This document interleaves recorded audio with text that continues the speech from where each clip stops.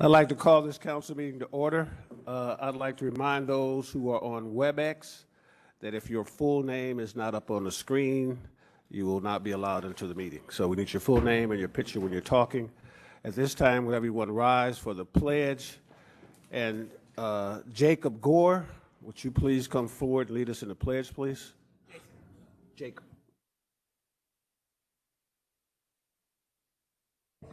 Jacob.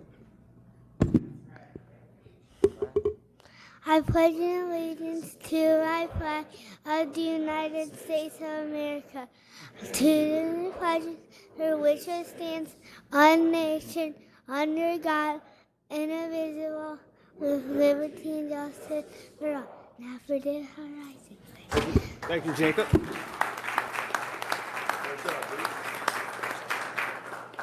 Now, would you please remain standing for a moment of silent meditation or prayer, please?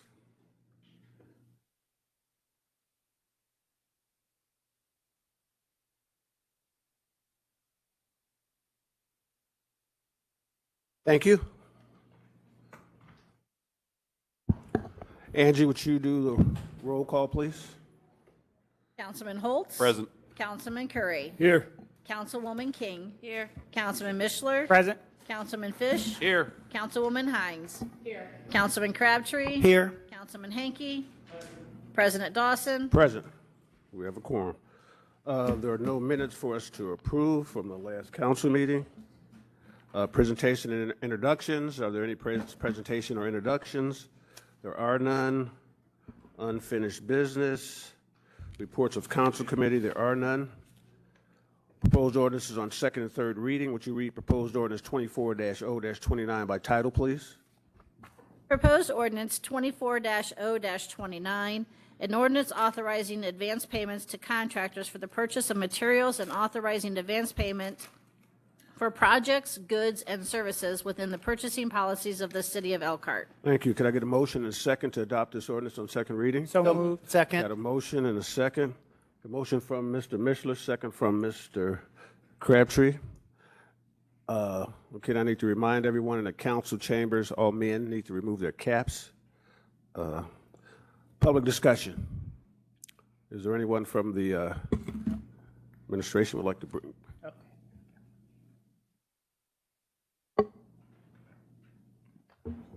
Good evening, Council. Jamie Arcee, City Controller.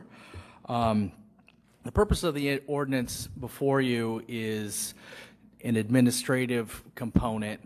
As I note in the memo, in May of 2023, the Indiana General Assembly passed Senate Bill 317, which was co-authored or co-sponsored by Doug Miller, our representative, and it allows for the advance payment, as it states, for goods and services up to a threshold. That threshold is up to $2 million, and in the event that it is in excess of $150,000, there's a surety or a bond that is required as part of it, and it allows for, I believe, better competition in the bidding and quoting of projects in which we are now legally allowed to be able to pay for or to pay up to 50% of the cost of a good or service prior to delivery. Prior to 2023, this was not an allowable component. So the primary driver here was the Parks Department was approached for some playground equipment, and in order to be able to secure a grant from the vendor, it required a 50% down payment on the cost of the playground equipment, and until this ordinance goes into effect, we would have not been able to have participated in that from a legal perspective. So that's an example as to a circumstance immediately before us that we are working to use this as a trigger for. Questions for Jamie? Mr. Fish. So, just, you're going to have to clarify it just a little bit. I understand playground equipment, we have a process of, buying goods and services, but this is a grant situation where we need a quick access to cash? Is that why we're setting this up? So for this circumstance, it is the vendor requiring 50% down in order for us to be able to lock in a price. And prior to the General Assembly taking action in 2023, the ability for a local unit of government to be able to put a down payment on goods or services, that was not an allowable option. This would allow departments, whatever department it might be, to purchase something and get it into the stream quicker, if you will, into the process quicker. Is that right? It would allow for vendors who may need some assistance in buying the supplies necessary to do a public works job. For example, let's use the new roof that is going in at Woodland Crossing. That is a scenario in which we have been approached by the vendor that was awarded the contract to see if we would be able to provide an advance on the payment so that they can use our advance to be able to procure the goods. Now, we're not obligated to offer this. It just gives us the codification to be able to do it when we believe it's in the city's best interest. And there are steps identified within the ordinance that are required as part of the statute that aligns with it. So, if I could go on, the money stream will just be appropriated from a general fund? It would just be part of our normal budgetary process. That'd be a line item? Mm-hmm. Yep. Okay, thank you. Mr. Mitchell. Thank you. What kind of regulations will be in place to protect the taxpayer from keeping a company or a contractor from cutting and running after getting this down payment? Sure.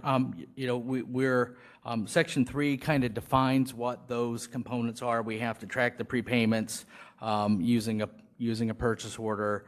We have to create an invoice associated with that purchase order.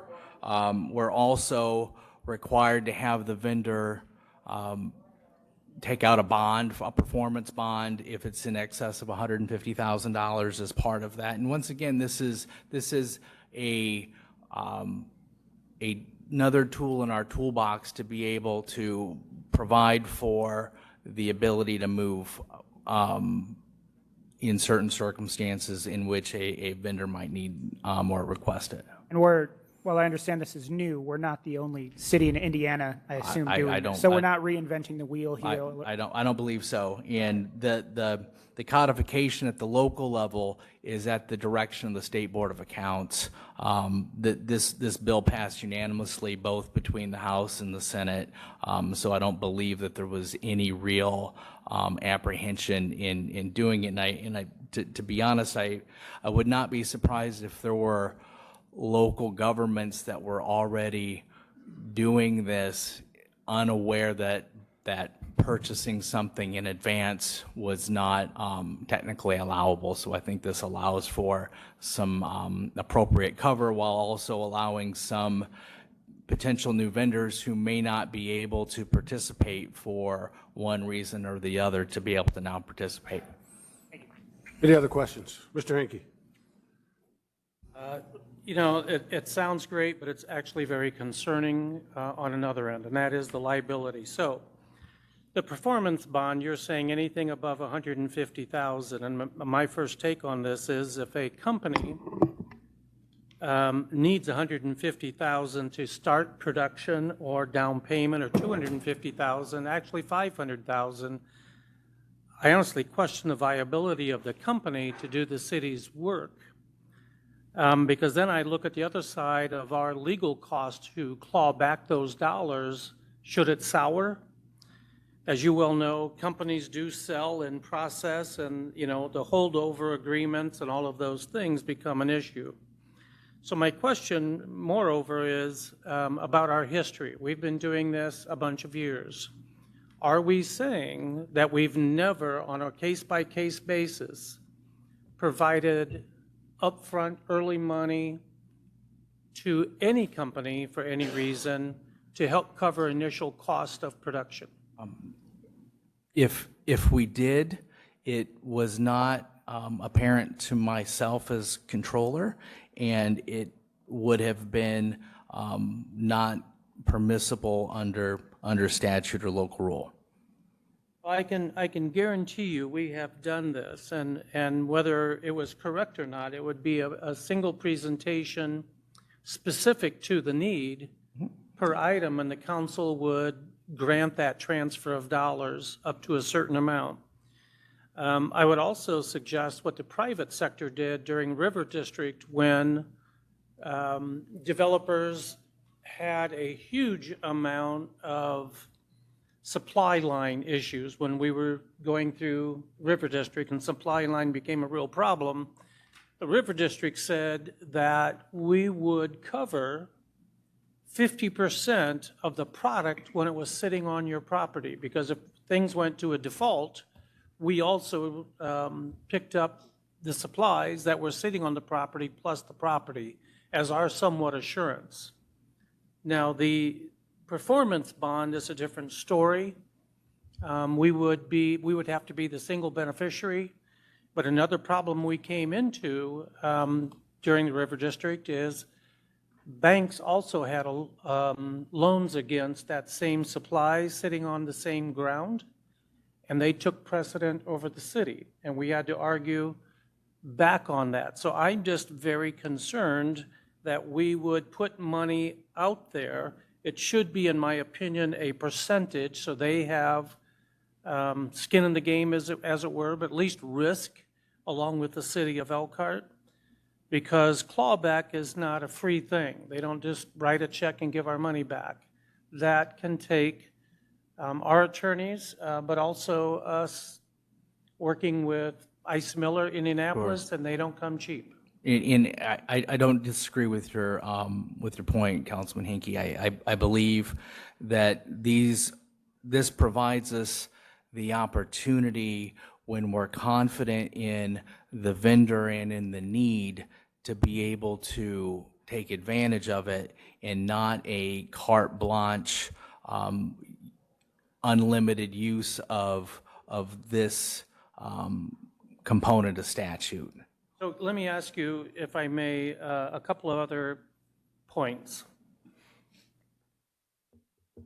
Is it possible in the language of this particular ordinance that we would have this a permissible act after presentation to the council, budgetary control, case-by-case basis, not that we would fully accept or deny, it could come in resolution form, but at least then the council is aware, because the second part of this conversation is how many loans could be given out? These would not be loans. These are I get that, but it's still money out of our coffers, all at the same time. We expect the money back, but the more we put out, the greater the risk. We would be purchasing supplies or a service, not requesting our money back. It would just be the down payment towards a project that we would be doing, not a loan. I get that. Same difference. It is value to value, dollars to product. If that product would change and, we gave out $500,000 and they happened to find a deal and it cost them $300,000, I just don't like the fact that as a company, they can't show us the product sitting on the ground, the risk in the game, our obligation to recover our dollars, or add step to protect our citizens' investment while aiding this company. So it's not like they're going to give us a discount for fronting the money. In some cases, they are. In the case with the Parks Department, we are recognizing a a substantially material discount in the cost of the equipment. And I think bear in mind that the procurement process and our obligation to statute and how we go about that will not change. The appropriate board or commission will continue to provide oversight. Our legal department will be involved in the drafting and approval of any agreement that would be part of that. We're not taking this as in a light manner in terms of what we're intending on being able to do. So with the parks equipment, we have RFP, had bids across the board, and these people came in substantially lower. That's my understanding, is that we have, through a procurement process, been identified that in this potential transaction, which has not yet occurred, that we would be beneficiaries of substantial discounts as a result. I just find it interesting that we would get a substantial discount, but the company doesn't have enough collateral, or it doesn't have enough bank backing to actually I think produce. we assume that that's the case, but that may not be the case, right? I think those are valid concerns that we often think about when small companies or companies may ask for some form of down payment, that it is a result of undercapitalization or their ability to be able to operate. And I think that's where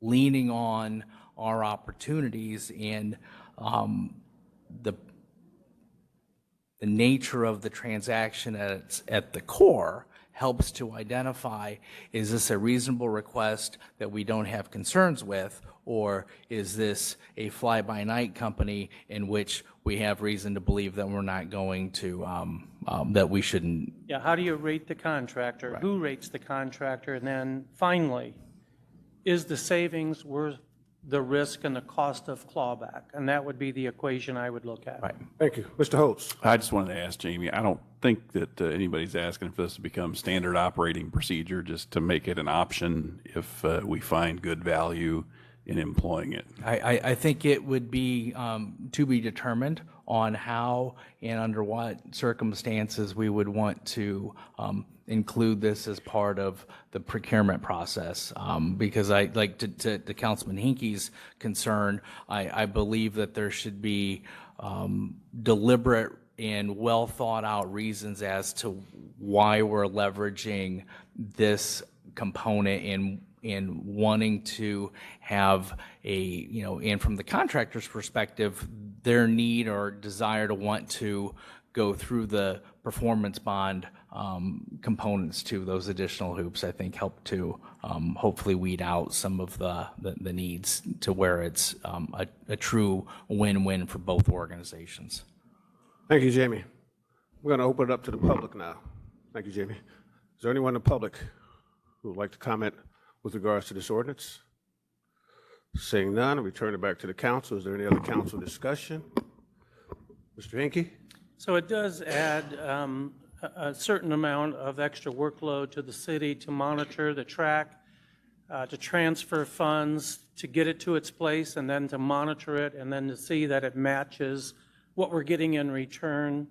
We're responsible to the taxpayers. We're using their dollars. Of course, companies would like it. Anytime you can use someone else's money, great.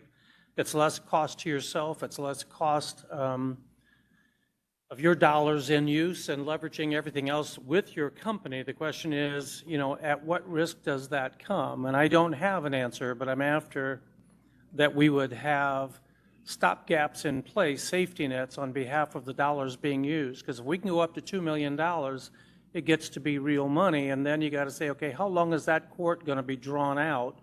Should it go south? I just don't know those answers. It's very concerning. Thank you. Angie, would you do a roll call vote, please?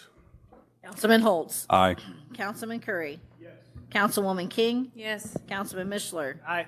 Councilman Fish. Yes. Councilwoman Hines. Yes. Councilman Crabtree. Yes. Councilman Hanky. No. President Dawson. Aye.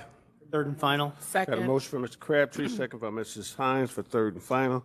Andrew, would you read it by title and do a roll call vote, please? Proposed ordinance 24-0-29, an ordinance authorizing advance payments to contractors for the purchase of materials and authorizing advance payments for projects, goods, and services within the purchasing policies of the city of Elkhart. Councilman Holtz. Aye. Councilman Curry. Yes. Councilwoman King. Yes. Councilman Mishler. Aye. Councilman Fish. Yes. Councilwoman Hines. Yes. Councilman Crabtree. Yes. Councilman Hanky. No. President Dawson. Aye.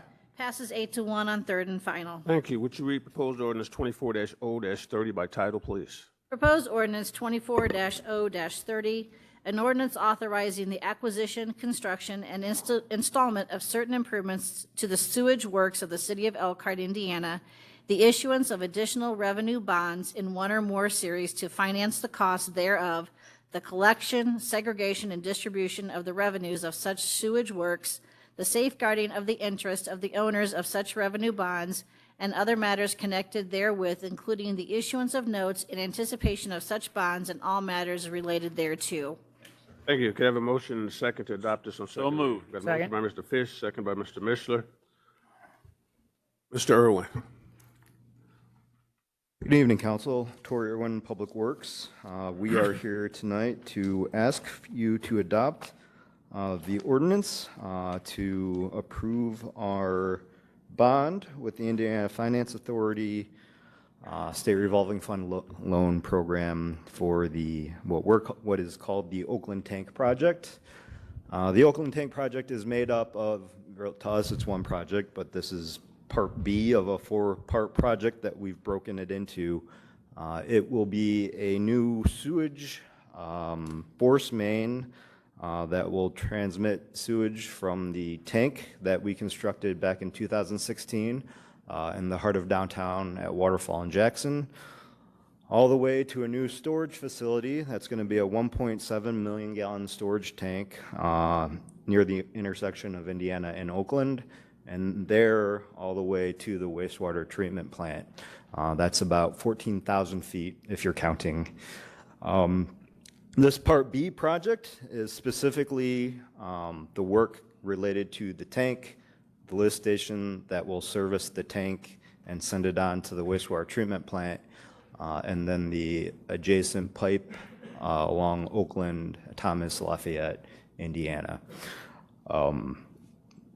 If you recall, back in 2021, we started Phase A, and that was all of the work that has been going on this summer on Indiana. We had the Indiana and Franklin intersection closed for a good time this summer. Indiana is still currently under construction. That is the part of the project that will bring the sewage from this tank, once it's online, into the wastewater treatment plant. And that is a 2-year project. This was the first of 2 years. Questions for Mr. Torre? Yes. Thank you. What is the total cost of this ordinance that will be bonded? So the bond that you're looking at, I believe, is for $52-53 million range. The project is currently out to bid. Because of the way the process with the bonding through the IFA works, we have to get the bids. We have to get this approval before we get the bids, before we can finalize the loan from IFA.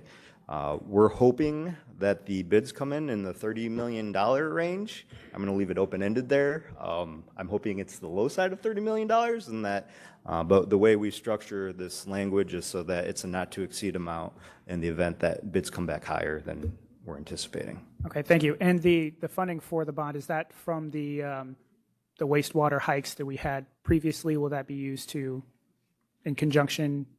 Yeah, so you'll see that there's 2 ordinances here.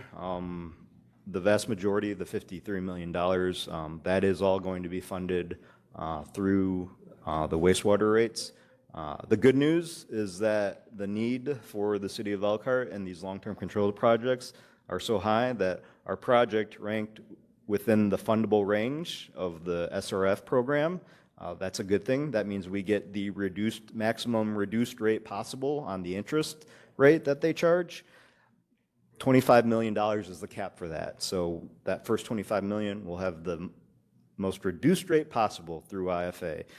The rest of the money, they have to bond through their pool loan, it's called, and that'll be at a slightly higher interest rate. We don't know what those rates are yet. So. Thank you. And lastly, for this isn't something we're doing for fun, right? This $53 million, this is required by the federal government, correct? Fun? Yes, Yeah. this was an unfunded mandate from the EPA and via the DOJ to reduce and eliminate our sewer overflows into the waterways around Elkhart. Thank you. CSO stands for Combined Sewer Overflow. Yes, this storage tank, will it be underground? Because in this picture, it looks like we also have a building on top of the ground. So this is, I wish there was a prescriptive model for all of our tanks. If you'll recall, we have tanks at High Dive and in the middle of downtown. Those are underground facilities. We have a tank on Folsom Street, and that is a long linear tank that we were able to put underground. Unfortunately, at this location, at this site, which was planned back in 2008,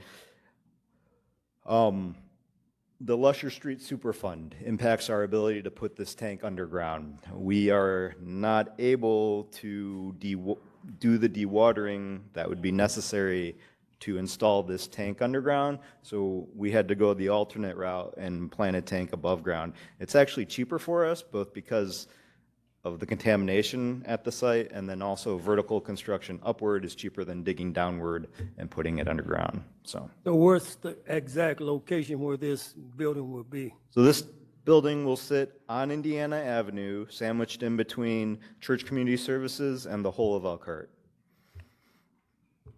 Oh, okay, where the little white house used to be. Yes, where the little white house used to be. Okay, Yep. all right, thanks. Thank you for being with us and explaining this complicated thing. I see that Fremont Street is greened out on the map, and Church Community Services right next door. Are we losing Fremont Street? So we have been working closely with Church Community Services and the whole of Elkhart, and we have discussed with them what happens to Fremont Street. We both believe, both the city, the utilities, the engineering department, and Church Community Services don't see a need to put that infrastructure back. They don't use it. They said that they don't want it and they don't need it. We don't need it as part of this tank project, and it doesn't really serve a functionality for the road network in the area. Talking about the area where the gardens were planted? Right, we're just talking about this one block, and by eliminating that pavement, we're able to green up the area more. So they won't have access to the backside of their buildings then? Correct, and we've been working with them, and they acknowledge that, and they've said they don't want it or need it, so, Okay. yep. All right. And then the other part of this, how much public access will there be on this property? So basically, everything in green, except the area around the wet well and building on the northwest side of this quadrant of the site, that'll be fenced in. Everything else in green is going to be open and available as public space that the public can use. We're actually even putting a little play equipment structure. Cornerstone Ministries currently has a little play structure, and because of where we have to locate the lift station, we're actually giving them a new facility off to the east. You answered this just a little bit ago, but I wanted to ask about the open green space there at Lafayette and Fremont. There is a big green area. Is that, can Seed to Feed possibly use that again, or is that off limits now? No, once we're done with the project and the site's been restored, we're going to work with the administration to find a use that the public can have for that site. So, and it'll be mitigated. That'll be new soil there, new grass. Yeah, it'll be all new grass. There, it's an open canvas for whatever we come up with the administration for the community to use. Great, thank you. Mr. Hinkie. Let me go back. I realize this is a mandate. I mean, we've put a lot of money through our fingers, not necessarily throwing any money at this particular project, but the cost of dollars. So you said the total bond, one is 53 mil, Yes, and the other? up to 53, yes. And the other is 500,000. So the IFA has made us, might recall from Phase A, we had to rush through a water bond in order to pay for the lead service lines because IFA didn't like the way that they told us to do it the first time. So this time we're prepared, and they're better prepared. We knew going in that they were going to have to be two separate bonds. The good news on the water bond is it's a forgivable loan.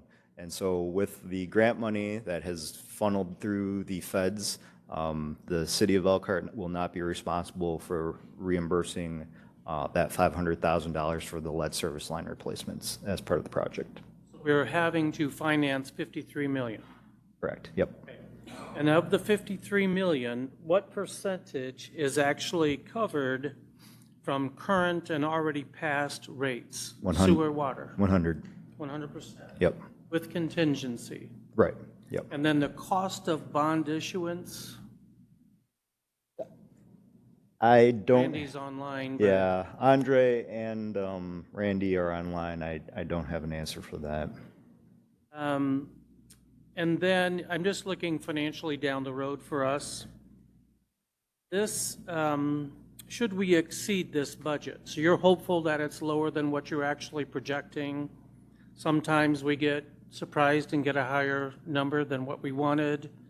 Would that too then, let's say it goes up 5 million, that would just? That will still come in under this 53 million, yep. And then when this project is complete, what percentage of the overall water sewer separation federal mandate will be done? So when Oakland is complete, all 4 phases of Oakland are complete, we're about 2/3 of the way complete with the long-term control plan. We have 5 years left. We've asked the EPA for an additional 3 years extension. It's not looking hopeful that they're going to grant that to us. And so we have until November 15th, 2029 to finish all of our long-term control plan projects. And it Good is news. backloaded. The good news, I'll be out of office then. But short of that, we're 2/3. What portion does this Oakland project represent? The $53 million, is that 1/3 itself? The Oakland project itself was the biggest project in the long-term control plan. I don't have that exact breakdown for you. I could certainly get that to you and get that information to But the are we council. to somewhat surmise that the remaining outstanding balance, given inflation and all, is still $50 million? The remaining outstanding balance of the, So after this is done, yes, that 1/3 that has yet to be completed, worked on, bid, no.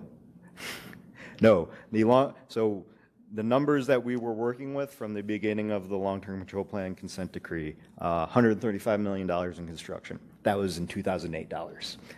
The dollars that we are looking at finishing with is probably closer to the $250, $300 million range.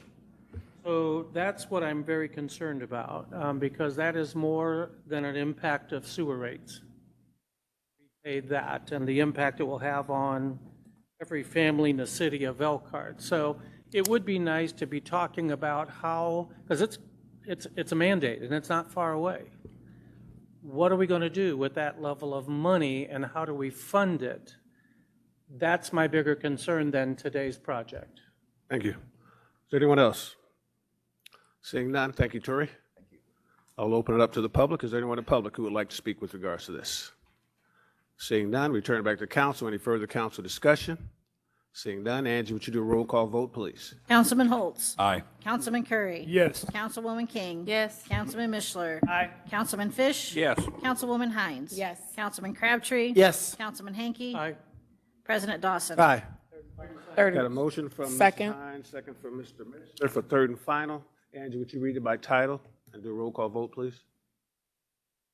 Proposed ordinance 24-0-30, An ordinance authorizing the acquisition, construction, and installment of certain improvements to the sewage works of the city of Elkhart, Indiana, the issuance of additional revenue bonds in one or more series to finance the costs thereof, the collection, segregation, and distribution of all revenues of such sewage works, the safeguarding of the interest of the owners of such revenue bonds and other matters connected therewith, including the issuance of notes in anticipation of such bonds and all matters related thereto. Councilman Holtz. Aye.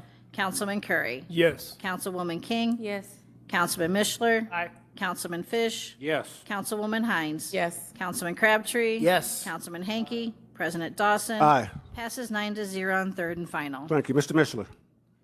Yes, at this time, for the benefit of those in attendance in the audience, I would like to make a motion to amend the agenda to move proposed resolution 24-R-46 to next. Second. I'd Second. second that. Motion is second. Council discussion. Make them sit through it. Seeing none, all those in favor signify by saying aye. Aye. Aye. Any opposed, same sign. Motion carries. Angie, would you read that proposed resolution by title, please? Absolutely. Proposed Resolution 24-R-46, a resolution of the Common Council of the City of Elkhart, Indiana, approving the collective bargaining agreement entered between the City of Elkhart and the International Firefighters Local 338. I get a motion and a second to adopt this resolution. Got a Second. motion by Mr. Hinkie, second by Mr. Curry. Any council discussion? Hinkie? Good presentation in executive session. I appreciate. Yeah, as I recall, you said that was probably one of the best negotiations under Mr. Robertson's administration, so kudos to. Say that again. Did you say that again? Okay. Is there anyone in the audience who would like to speak with regards to this resolution? If so, please come forward. Are you coming forward? Or okay.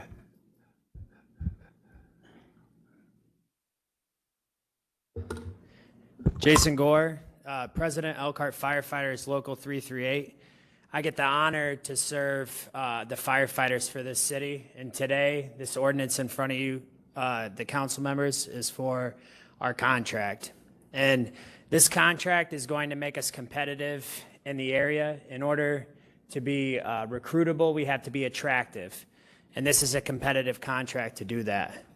But not only for recruitment, I would say for the brothers and sisters that are in the room already, this contract shows the appreciation to the work that they do for the citizens of Elkhart. I would put our firefighters up against anyone in the country in what we do. I'm proud to serve with the brothers and sisters, and I ask that you please vote yes today to approve our contract and show your appreciation as well. Thank you. Thank you. Is there anyone else? Seeing none, return it back to the council floor. Any council discussion? Seeing none, Angie, would you do a roll call vote, please? Councilman Holtz. Aye. Councilman Curry. Yes. Councilwoman King. Yes. Councilman Mishler. Aye. Councilman Fish. Yes. Councilwoman Hines. Yes. Councilman Crabtree. Yes. Councilman Hanky. Aye. President Dawson. Aye. Passes 9-0. Thank you. For those of you who would like to leave right now, you can, but if you want to stay here and enjoy this wonderful council meeting, you're more than welcome to stay, but if you'd like to leave right now,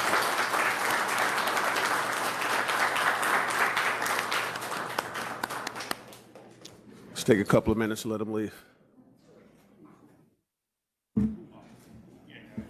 Was that like, thank you?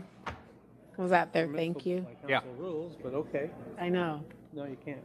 No clapping. No demonstration, no hat.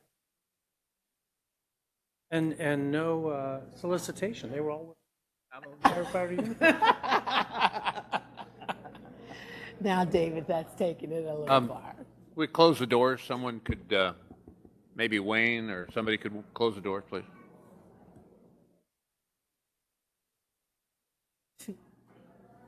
All right. Thank you.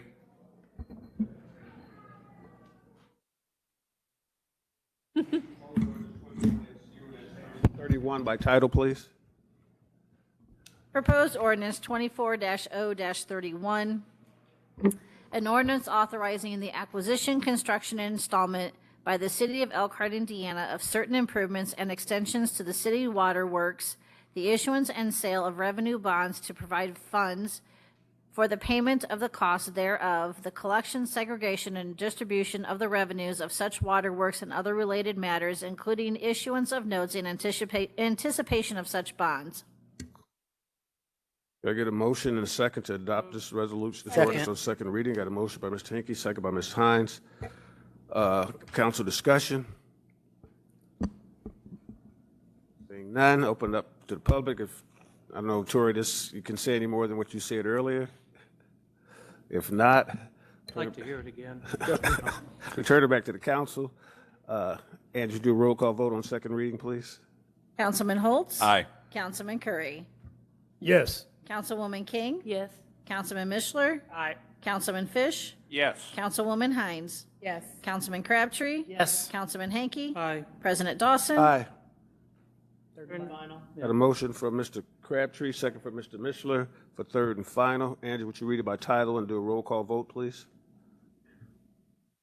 Proposed ordinance 24-0-31, an ordinance authorizing the acquisition, construction, and installment by the City of Elkhart, Indiana, of certain improvements and extensions to the city's waterworks, the issuance and sale of revenue bonds to provide funds for the payment of the cost thereof, the collection, segregation, and distribution of such of the revenues of such waterworks and other related matters, including the issuance of notes in anticipation of such bonds. Councilman Holtz. Aye. Councilman Curry. Yes. Councilwoman King. Yes. Councilman Mishler. Aye. Councilman Fish. Yes. Councilwoman Hines. Yes. Councilman Crabtree. Yes. Councilman Hanky. Aye. President Dawson. Aye. Passes 9-0 on third and final. Thank you. Proposed ordinance 24-0-10 will remain tabled. New business ordinance on first reading. Would you read proposed ordinance 24-0-32 by title, please? Proposed ordinance 24-0-32, an ordinance appropriating $850,000 from the Economic Development Income Tax Fund to the revolving loan fund and authorizing the use of said funds as a forgivable loan in connection with the construction of a 48-unit affordable housing project for the economic development purposes. Thank you. If there are no objections, we'll pass this on the second reading. Would you read proposed ordinance 24-0-33 by title, please? Proposed ordinance 24-0-33, an ordinance of the Common Council of the City of Elkhart, Indiana, amending ordinance number 4099 and ordinance 5234 to amend the hour of the regular and initial meetings of the Common Council respectively. Thank you. If there are no objections, this will pass on to second reading. Would you read proposed resolution 24-R-65 by title, please? Proposed resolution 24-R-45, a resolution of the Common Council of the City of Elkhart, Indiana, waiving noncompliance with the requirement for timely filing of the annual statement of compliance with Statement of Benefits form and finding SCG Acquisitions Company, LLC, DBA Speed Grip, Chuck Company, and Swanee Precision Holdings, LLC, to be in substantial compliance with the Statement of Benefits and Memoranda of Agreement. Thank you. Can I get a motion and a second to adopt this resolution? So move. Got a motion by Mr. Fish, second by Mrs. Hines. Council discussion.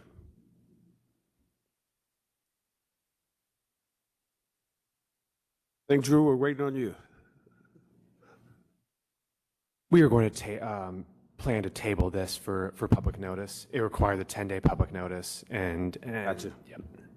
All right, can I get a motion to table? So move. Got a motion by Mr. Crabtree, second by Mr. Fish. All those in favor signify by saying aye. Aye. Those- All right, we did that resolution. Vacation hearings. Are there any vacation hearings? There are no vacation hearings. Other new business. Are there any other new business? Mr. Hinkie.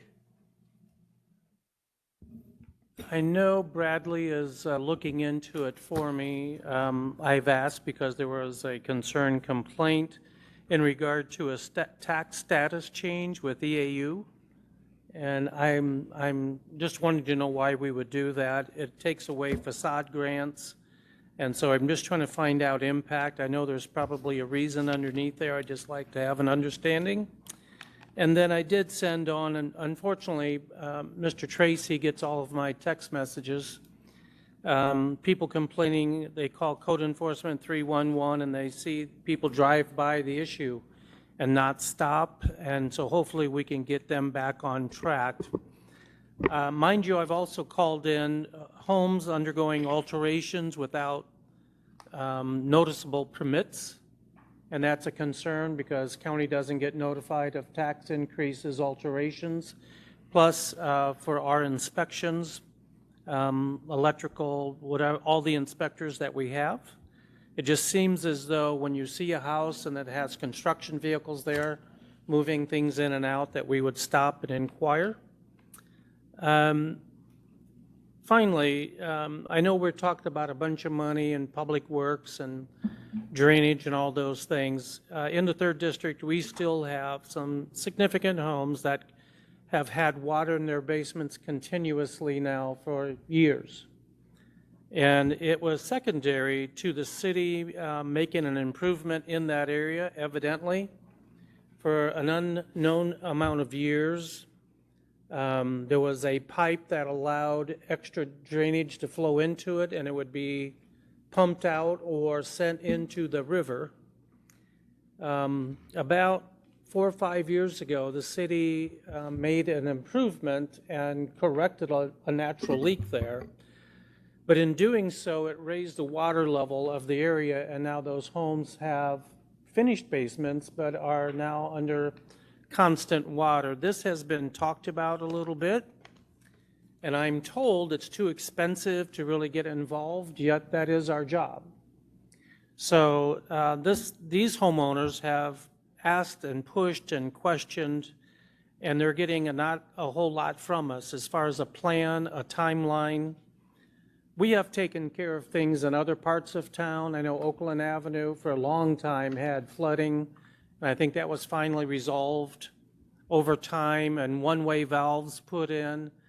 This happens to be water saturation that is seeping through walls in their home now, since the water tables have increased. And the question is, what are the options? What can we do? And then identify at what costs can we do it. Because these are homes that are going to be deemed uninhabitable over time, and they're in the highest tax district area that you can find. How would we then say they're not inhabitable? They're 1 block off of Greenleaf, 1 block off of Beardsley. So they're between the Beardsley and the Greenleaf. So these were nice homes. At no fault of their own, these people bought them over time, and now they have water, and there's nothing they get to do about it. Only the city can correct it, and so I'm asking us to really take a look, develop a plan. What can we do? Thank you. Any other new business? Report to Mayor, Board of Works, department heads, neighborhood association. Yes. Okay. I'd like to report for the Pierre Moran Neighborhood Association, and as you know, our neighborhood association areas were directly affected by the tornado. I think it was July the 16th, and we do have a lot of construction going on, refurbishing people's homes and rebuilding people's homes, and we've learned a lot on that process. I personally went to the permit center and requested the permits I needed. And of all the permits I have for various maintenance and construction on my home, one of them was required to be posted in the front window, but the rest of them, they told me, were not necessary to be posted in the front window. So that one is in my front window, but I do have permits for other work that I'm having done to my personal property. But it's just been a good experience and good that neighbors, new neighbors, before this happened, we sharing information on good contractors, ones you want to stay away from, and we're getting our homes put back together, and it's just making the neighborhood come back together, and it's just keeping us close as neighbors. Thanks. I haven't driven by your house, Brent, but I guess I should make sure that permit is posted. Your name is on it, because I knew you were coming. Mr. President, the Strong Avenue Neighborhood Association, they're meeting tomorrow, September 10th at 7 p.m. Mary Daly Library. All are welcome. Our speaker is Bill Murray with the Vibrant Communities. What else? Tanya K. I'd like to welcome Gregory Porter with his new neighborhood association. I think he has a cleanup schedule, the last one for September. And so would like to thank you for joining, and he will have some outside volunteers helping out, so thank you. Appreciate your help and your time. Yep. Anyone else? Seeing none, there's no scheduling of committee meetings. Actually, can we talk about that for just a minute? Pardon? Just make sure it's on everybody's radar that Saturday, September 21st is our budget hearings at the Lerner Theater. Breakfast will be from 7 to 9. Budget hearings will start at 9 a.m. I was going to remind them again next Monday. We got to be back here. Oh, yeah, I'll remind everybody again on the 16th, too. Right. We got to be back here, yeah. But not this Saturday. And we meet, our council meeting is next Monday since we're back to back. Acceptance of communications. I move for approval. Motion by Mr. Fish, second by Mr. Crabtree. All those in favor signify by saying aye. Aye. Any opposed, same sign. Motion carries. Motion to adjourn. Have a motion, Mr. Crabtree, second by Mr. Mitchell. All in favor signify by saying aye. Aye. We are adjourned.